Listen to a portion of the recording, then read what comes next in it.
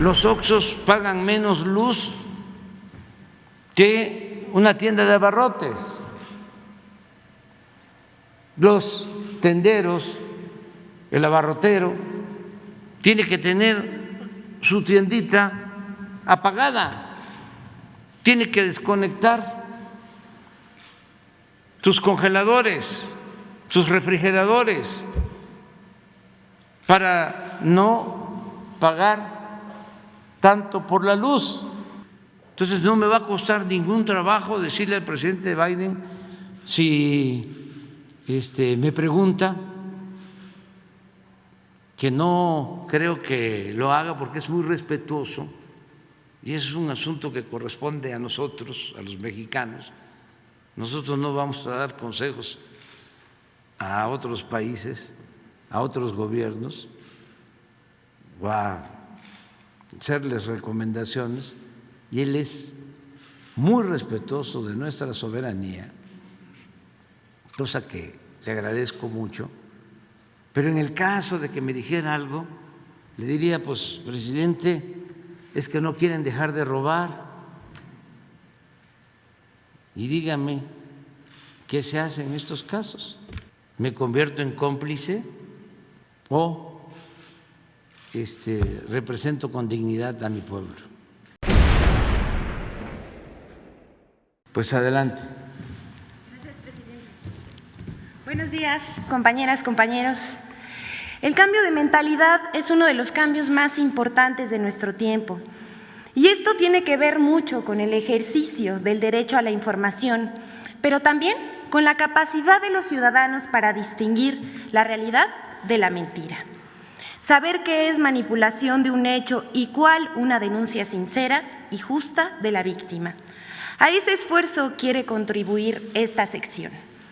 Pero si mentir es decir o manifestar lo contrario de lo que se sabe, cree o piensa, según el diccionario de la lengua española, eso quiere decir que cuando los medios publican algo que no es verdad, muchas veces lo hacen con la intención de engañar.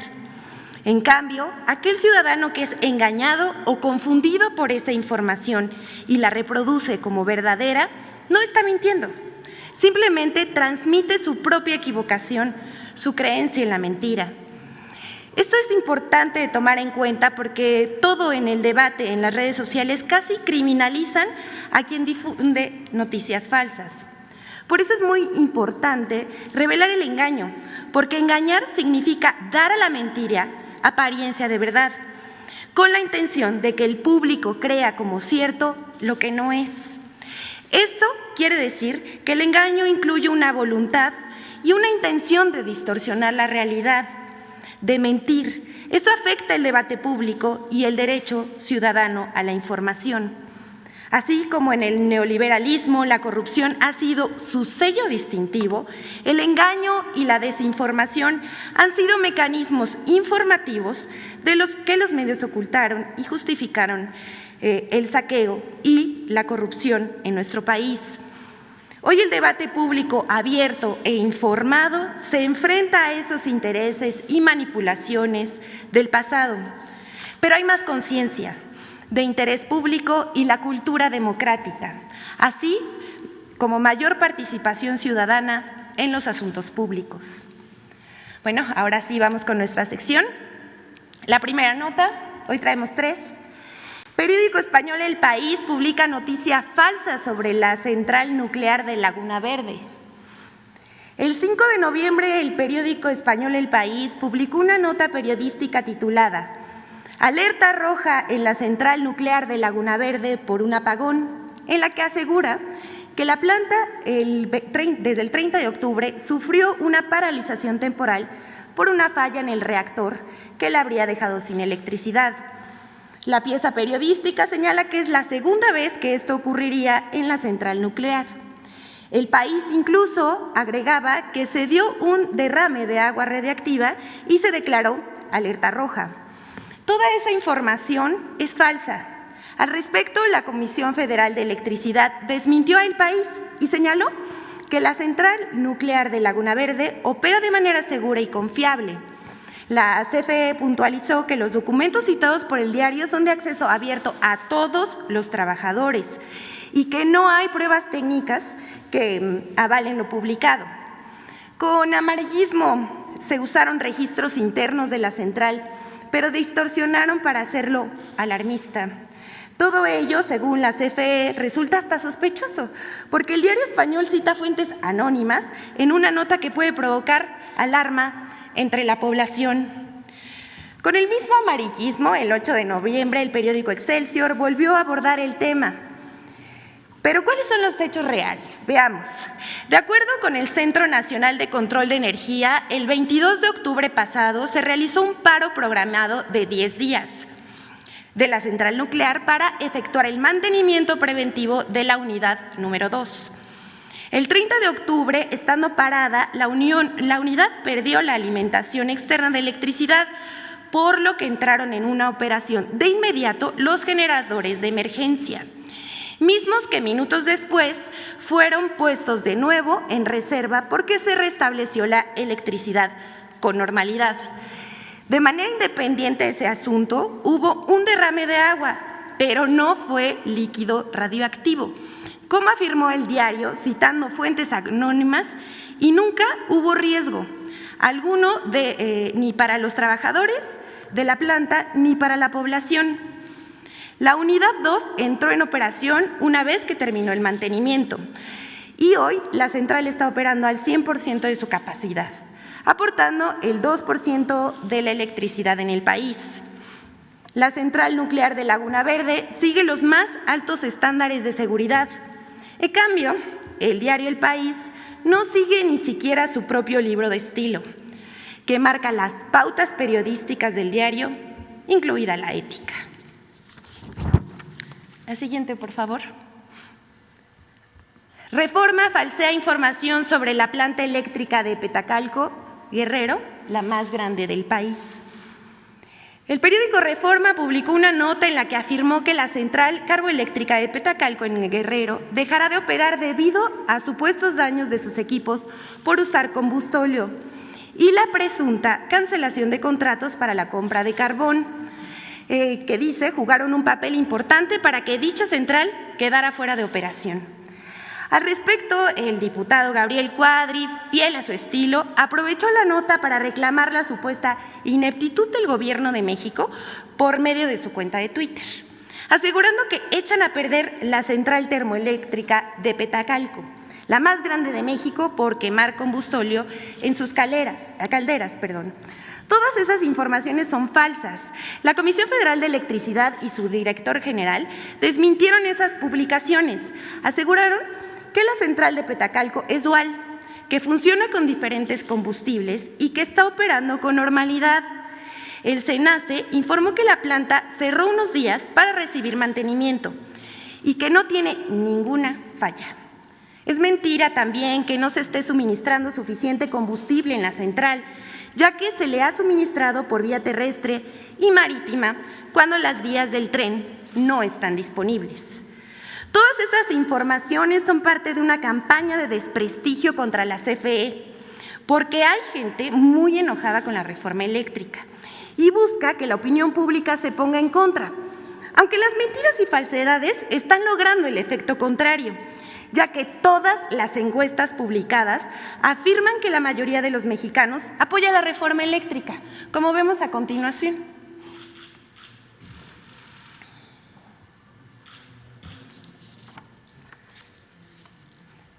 El 63.8% de los mexicanos está a favor de la reforma eléctrica, apunta Sondeo. Esa es la encuesta del Gabinete de Comunicación Estratégica.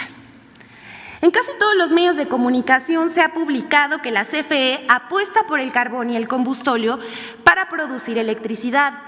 Eso también es falso. La CFE tiene apenas 3 plantas carboeléctricas y no va a construir más. En cambio, Estados Unidos tiene 292. En 2021, la CFE produjo el 56% de la energía limpia que se conectó a la red eléctrica por participante, considerando a las hidroeléctricas. Además, la CFE construye el mayor parque fotovoltaico en Puerto Peñasco, Sonora. de 1,000 megawatts y un proyecto de geotermia de 25 megawatts y ampliar la capacidad de las hidroeléctricas en 264 megawatts. La reforma eléctrica está comprometida con la transición energética, las energías limpias y renovables. La siguiente, por favor. Más de energía eléctrica. Y eso que dicen que no es campaña. El 4 de noviembre, el periódico Reforma publicó una nota con el título de «Meten presión y frenan reforma», refiriéndose a la reforma constitucional en materia eléctrica y vinculando dos hechos que no tienen nada que ver. Primero, una carta del congresista de Estados Unidos al secretario de Estado, Antony Blinken, y a otros funcionarios en la que expresa preocupación por la reforma eléctrica, además de las declaraciones de Ken Salazar sobre el mismo asunto. El diario publicó que debido a esa presión de Estados Unidos se había frenado la reforma y pospuesto la discusión hasta abril. Pero la reforma eléctrica no ha sido frenada, según aclararon los mismos legisladores, y el proceso de discusión con el Parlamento abierto iniciará una vez concluida la aprobación del presupuesto. Aquí podemos ver la nota y pues juzguen ustedes. Hasta aquí la sección de hoy. Muchas gracias. Gracias, señor presidente. Con su permiso, señor presidente. Buenos días a todas, a todos. En primer lugar, si me permiten, les daría un reporte muy breve de la situación en la frontera. Como ustedes saben, la reapertura de actividades regulares, normales, ocurrió a partir del día lunes. Hasta el día de hoy tenemos reporte de un incremento, pues, obviamente por el flujo de actividades que oscila, va creciendo, empezó en 12%, vamos en 25%, esperamos llegar a fines de esta semana, pues probablemente a más del 60-70% de incremento de tráfico en actividades denominadas no esenciales, turismo, comercio, visitas para diferentes propósitos. Hasta ahora no hemos tenido afortunadamente ninguna dificultad en los flujos previstos. Se instruyó a los cónsules en coordinación con las autoridades locales que estuvieran al pendiente y al día de hoy el reporte que tenemos es que esto está evolucionando favorablemente, por fortuna. Vamos a seguir monitoreando y la expectativa es que la actividad económica, turística, comercial y de todo tipo vaya incrementando en porcentajes considerables, como ya lo comentaba yo. En segundo lugar, referirles respecto a la sesión del Consejo de Seguridad el día de ayer en Nueva York. El Consejo de Seguridad, como ustedes saben, está integrado por 5 miembros permanentes y el resto son miembros no permanentes, son electos para ocupar temporalmente ese cargo. Normalmente se hace por región del mundo. México fue electo con 187 votos de un total de 193 países que conforman la organización. Es una votación muy alta. Y el día de ayer se iniciaron propiamente las sesiones convocadas especialmente por México, evidentemente con la presencia del presidente de la República, el licenciado Andrés Manuel López Obrador.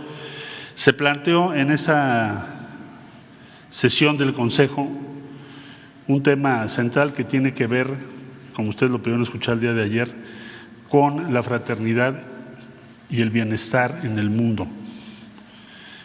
Se inscribieron para participar en una primera ronda más de 47 países. Hay un gran interés ya en apenas horas que ha transcurrido desde ese pronunciamiento. Numerosas organizaciones regionales, países están estableciendo contacto con nuestras representaciones diplomáticas para participar en la elaboración del plan que se comentó, que el presidente propuso y que tiene como propósito el que las 750 millones de personas en todo el mundo, de muy diversas nacionalidades, que están en prácticamente todos los países, con diferentes números, que están olvidadas estas personas, que ni siquiera son un tema más que de referencia, reciban el apoyo de la comunidad internacional, que salgamos de esa especie de cinismo de suponer que siempre tiene que ser así, que eso no se puede cambiar, hablar de otros temas y no tocar este asunto. Entonces, el día de ayer, el presidente de la República lo puso sobre la mesa, es la voz de México en todo el mundo. Fraternidad y bienestar, porque ese debe ser el objetivo primordial de la organización principal que nos hemos dado de cooperación internacional, la Organización de las Naciones Unidas. Consejo de Seguridad, evidentemente, es uno de los órganos principalísimos de la gobernanza de la ONU y ciertamente desahoga en sus sesiones todo tipo de conflictos, guerras y conflictos. Y el día de ayer México propuso y se aceptó por los miembros del Consejo de Seguridad tratar el tema al que he hecho referencia. ¿Qué sigue de este planteamiento? Propuso el presidente, bueno, ocupémonos de 750 millones de personas, porque la apelación ética sustantiva es cómo es que estamos viviendo con pobrezas, una pobreza tan extendida, con personas que no tienen ni siquiera $2 al día para sobrevivir. Y no decimos nada y todo sigue como si nada. Una especie de cinismo, de que pues así es. El día de ayer el presidente llamó la atención de la comunidad internacional para que esto no siga siendo el caso, que eso cambie, y ese es el fundamento de la fraternidad y posteriormente del bienestar de toda la humanidad. Asunto mayor, el asunto principal de las Naciones Unidas, las libertades y la felicidad de los pueblos. Como ya dije, lo que sigue será la elaboración del plan. Ayer el presidente apuntó cómo se podría financiar, porque no basta con tener una buena propuesta, sino hay que ver cómo se va a llevar a cabo. Dos cuestiones principales: las aportaciones serían 4% de los más ricos del mundo, que se hicieron más ricos. En el mes de enero presentó el secretario general de las Naciones Unidas un reporte que dice que por la pandemia hay 220 millones de personas más en pobreza extrema en el mundo, y al mismo tiempo los más ricos del mundo se hicieron más ricos. Mencionó algunas cifras el secretario general de la ONU hace poco, haciendo esa revisión. Entonces, 4% de los ingresos, de las utilidades de quienes tienen mayores recursos en el mundo, 4% provenientes de los ingresos, las utilidades de las 1,000 corporaciones que tienen más ingresos anuales, 0.2% del Producto Interno Bruto del G20, de las 20 economías más grandes del mundo. Así se apuntó como propuesta. Entrega directa de los recursos, dijo el señor presidente ayer. No se trata de un programa para asignar fondos a los gobiernos, sino a las personas. El objetivo son esas 750 millones de personas. Se tiene la capacidad instalada, dijo el presidente, ahí está el Banco Mundial, el Fondo Monetario Internacional, hay muy diversas instituciones que pueden llevar a cabo esto. Si alguien alega que no se puede, está mintiendo, porque sí se tiene la capacidad instalada para hacerlo. Es un tema de voluntad y de organización. La Cancillería tiene la instrucción de organizar con todas y todos los integrantes de las representaciones diplomáticas de los diferentes países del mundo en la ONU, de los organismos, integrar este plan, a la brevedad posible, para que se presente a la Asamblea General de la ONU, para que pueda ser aprobado, promovido y entonces llevarse a cabo el 2022. Es el inicio de una ruta que México está planteando. Vamos a estar ocupados en ello y les estaremos informando de los avances. Por lo pronto, lo que se ve es una reacción de mucho interés, de una apelación ética a todos los países, fundamental, de no seguir permitiendo o pensando que esa es la normalidad, porque si llegamos a eso se llama cinismo, desigualdad y desesperanza. Es lo que dijo ayer el presidente. Pensamos que vamos a tener mucha participación y que México va a estar en una posición muy, muy importante y relevante para lograr este objetivo. Ya el presidente nos irá dando sus instrucciones, pero les estaré informando qué avances tenemos. Tercer asunto a comentarles por instrucciones del señor presidente. Se va a llevar a cabo después de diversas conversaciones entre los 3 países que conformamos o que participamos en la cumbre de líderes de América del Norte, México, Estados Unidos y Canadá, se va a llevar a cabo la 9ª cumbre. Ha habido antes que esta 8, esta sería la 9ª. Le corresponde a Estados Unidos, porque hay un orden que se va siguiendo en qué país es la sede. Entonces, la 9ª le va a corresponder a Estados Unidos y la 10ª le va a corresponder a México llevarla a cabo aquí en nuestro país en 2023. Respecto a la 9ª de la que estoy hablando en este momento, hay muchos temas, pero si ustedes me permiten son los principales. COVID-19 y la seguridad sanitaria de América del Norte. Ha venido insistiendo el presidente López Obrador que no puede volver a ocurrir lo que hemos vivido. Dificultad de acceso a vacunas que se pueden producir, acceso desigual a medicamentos, a tratamientos, a equipo médico. Bueno, ¿y cuáles son las responsabilidades de los países, de los 3 países, respecto al resto del mundo, en donde ha habido una enorme desigualdad en el acceso, como ustedes saben, a las vacunas? Entonces, es el tema número 1. El tema número 2, que también se ha venido insistiendo y proponiendo por parte del presidente de la República, la competitividad, crear condiciones para un crecimiento equitativo, exitoso, cómo fortalecer las cadenas de suministro en la región, atender las dificultades que hemos enfrentado ahora en la pandemia, que no han terminado.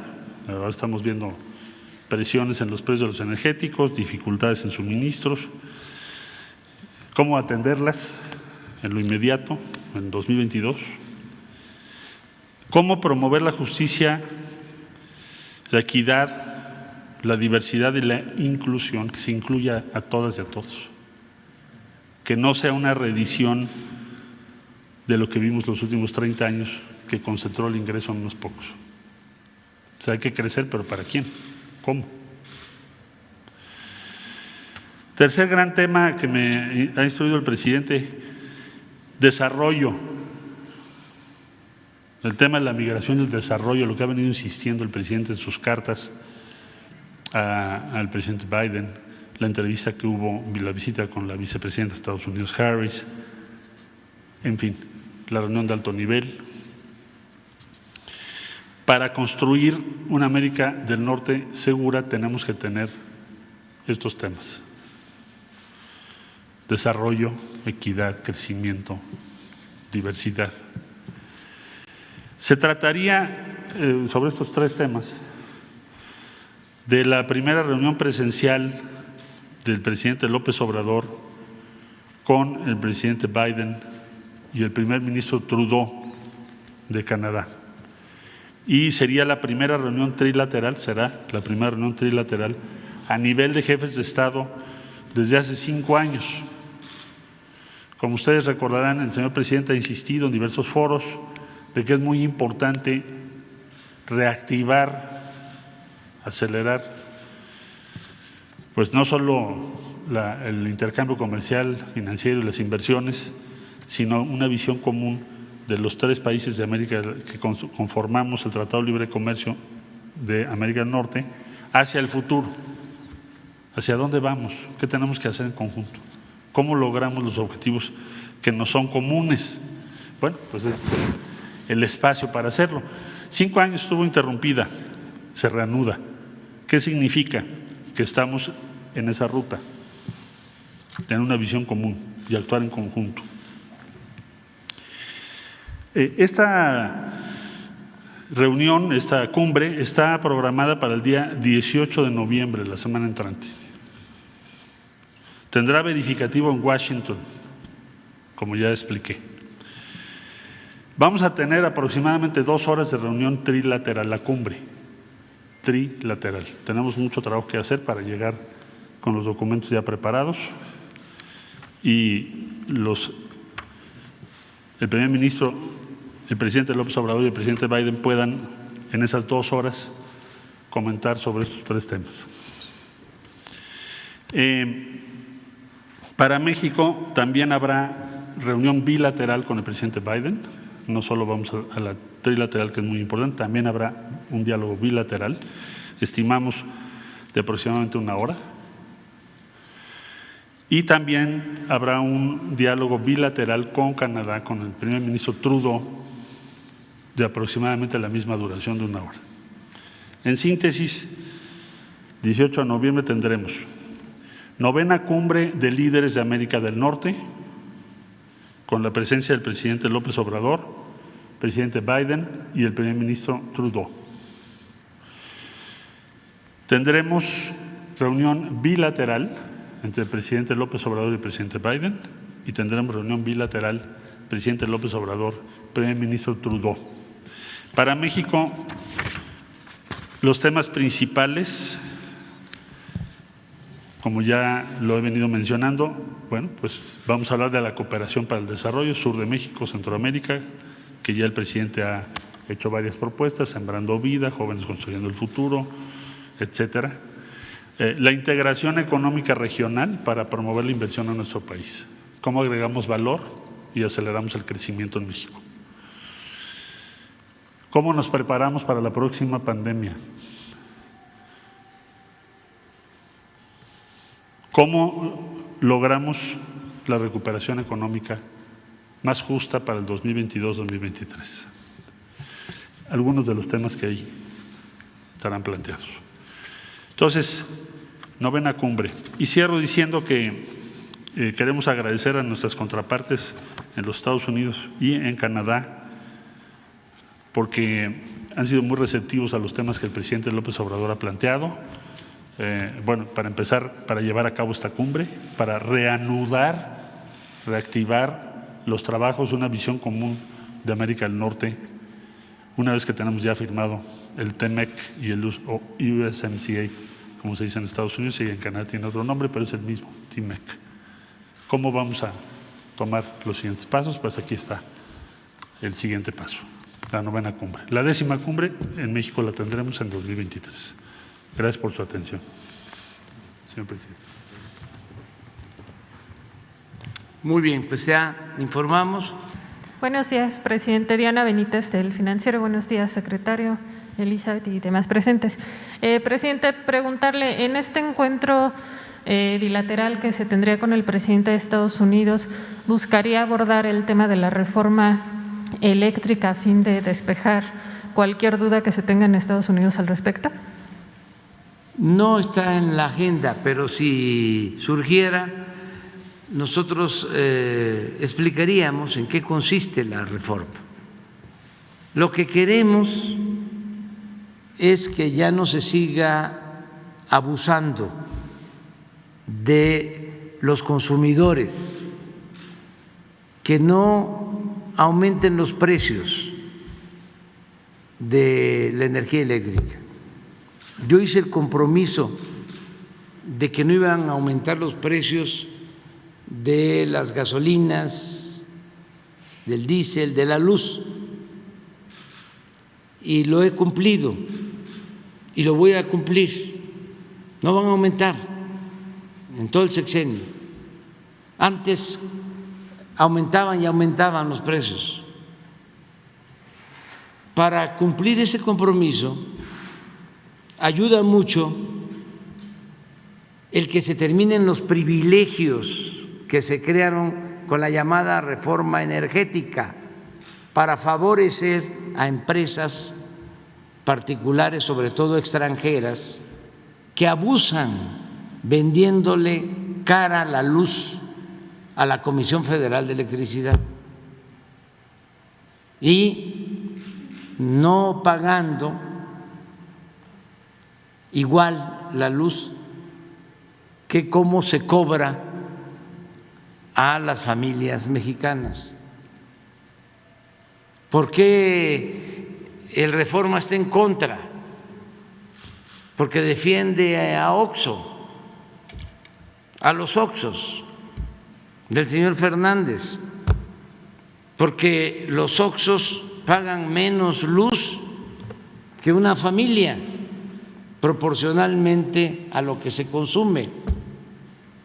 los Oxxos pagan menos luz que una tienda de abarrotes. Los tenderos, el abarrotero, tiene que tener su tiendita apagada, tiene que desconectar sus congeladores, sus refrigeradores, para no pagar tanto por la luz. En cambio, ustedes van a un Oxxo y aunque sea de noche, está todo iluminado, porque pagan menos.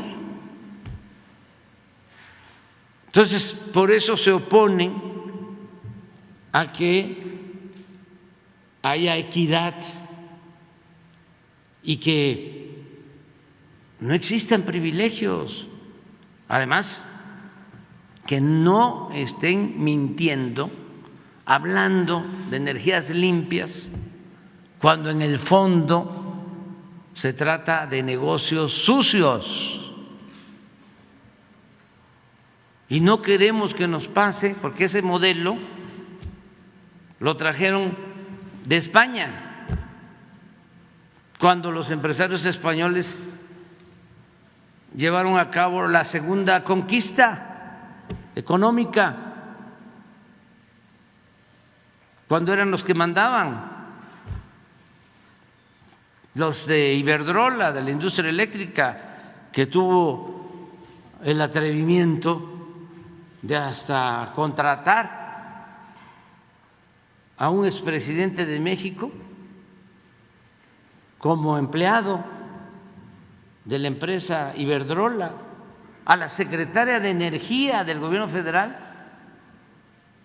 también la contrataron. Miren cómo está España ahora. Ellos dominan allá como dominaban aquí, y en los últimos meses se ha incrementado el precio de la luz 30%.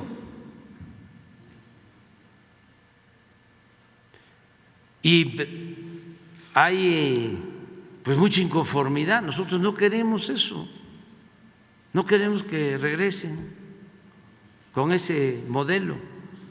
Entonces no me va a costar ningún trabajo decirle al presidente Biden, si me pregunta, que no creo que lo haga porque es muy respetuoso y es un asunto que corresponde a nosotros, a los mexicanos.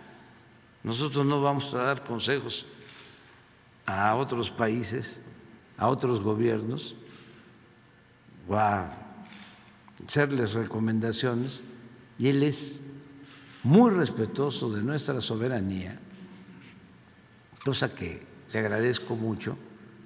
Pero en el caso de que me dijera algo, le diría, pues, presidente, es que no quieren dejar de robar. Y dígame, ¿qué se hace en estos casos? ¿Me convierto en cómplice? ¿O represento con dignidad a mi pueblo? Entonces, no está en los temas, no está en la agenda, pero no hay ningún problema también si se trata.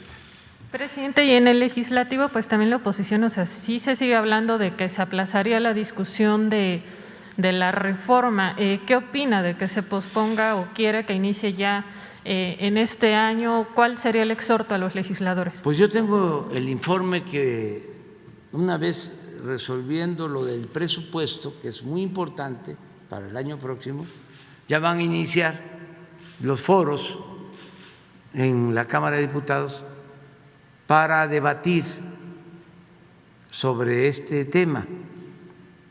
Y qué bueno que haya tiempo. ¿Saben por qué estamos padeciendo de estas cosas? Porque antes no se tomaba en cuenta al pueblo, la gente ni se enteraba hacían sus enjuagues arriba, además hasta sobornos repartían, entregaban dinero a legisladores para votar las reformas, en particular la reforma energética. No estoy inventando nada, hay un juicio abierto por eso, porque repartieron dinero a los diputados para votar por la reforma energética. Y como tenían también el control de todos los medios de información, pues la gente no sabía de qué se trataba. Al contrario, había una gran manipulación. Acuérdense aquello de que teníamos un tesoro los mexicanos en las aguas profundas y que había que ir por él. Cuando querían privatizar el petróleo, un gran tesoro, puro cuento. Llevaron a cabo la reforma eléctrica, se suponía que se iba a sacar todo ese tesoro, que íbamos a estar produciendo 3 millones de barriles diarios, porque iba a llegar a raudales la inversión extranjera, con todas esas concesiones, con todos esos contratos entregados a grandes empresas, sobre todo extranjeras. ¿Cuántos contratos se entregaron? 110. ¿Cuántos contratos se están aplicando? 2. ¿Qué hicieron con los contratos quienes los recibieron? También mediante el influyentismo, familiares de presidentes, amigos de presidentes. ¿Qué hicieron con los contratos? Negocio, los vendieron, especularon, siguen vendiendo acciones de las áreas o los campos petroleros que recibieron como concesión.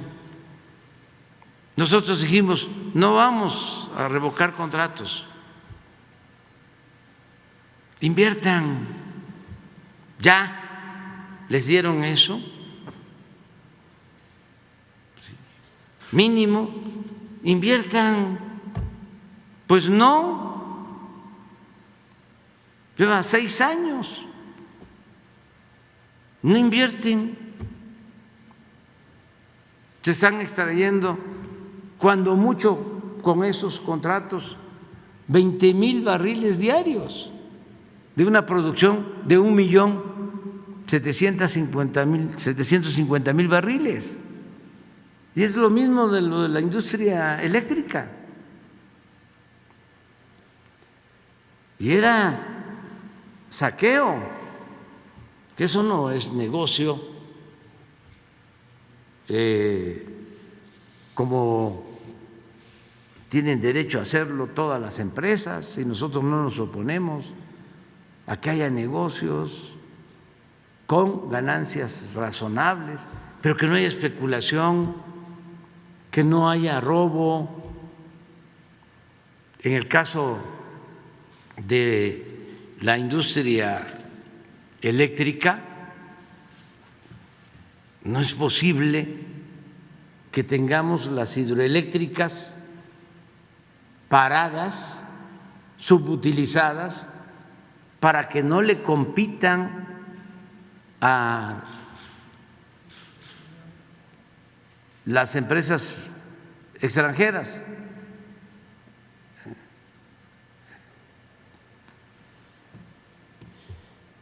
No es legal, no es justo,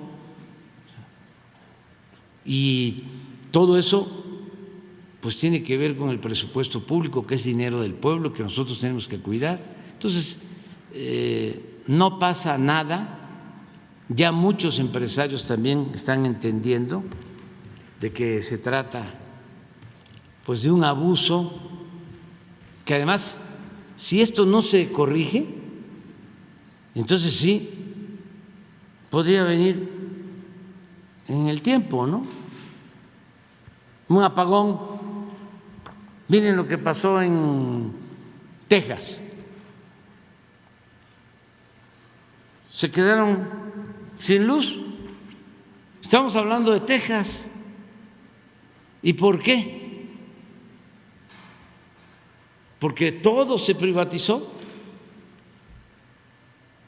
y con el mal tiempo, con heladas, se congelan líneas, se ve el precio del gas a las nubes y se quedan sin luz. Un amigo mío fue allá a tratar asuntos personales y me dice, no sabes cuánto sufrí, estuve en el hotel sin luz, no había ni para comer, encerrado una semana. ¿Cómo vamos nosotros a estar apostando por esos modelos? Y los estados cercanos a Texas tenían energía eléctrica, nada más que no había conexión, porque privatizaron las redes, las líneas de transmisión, que era lo que querían hacer aquí. ¿Cuánto tiempo nos tardó a nosotros esa crisis por el incremento en el precio del gas? 5 días. ¿Quién lo resolvió? ¿O quiénes lo resolvieron? Los trabajadores de la Comisión Federal de Electricidad, los técnicos de la Comisión Federal de Electricidad. ¿Cuánto le costó al pueblo de México esa crisis? Nada. No aumentamos tarifas. ¿Cuánto le costó esa crisis a los ciudadanos tejanos? Miles de millones de dólares. Tuvieron que pagar doble, triple de sus recibos de luz. México es un ejemplo porque ya decidimos deshacernos del modelo fallido neoliberal que consiste en beneficiar solo a empresas particulares a costa del sufrimiento de la mayoría de la gente, a robar a otra parte. Presidente, hay una segunda pregunta. Pues ya se hizo el nombramiento de Pablo Gómez como nuevo titular de la Unidad de Inteligencia Financiera. Hubo críticas respecto de pues que no cumple quizá el perfil técnico y pues también de que quizá pueda usarse para atacar a los adversarios. ¿Qué responde a estas críticas que se han dado por el nombramiento? Pues yo pienso que fue una buena decisión de Santiago Nieto de presentar su renuncia y creo que también fue una decisión el nombramiento de Pablo Gómez. Es un hombre íntegro, honesto, incorruptible. ¿Tengo que decir más? Ya me voy.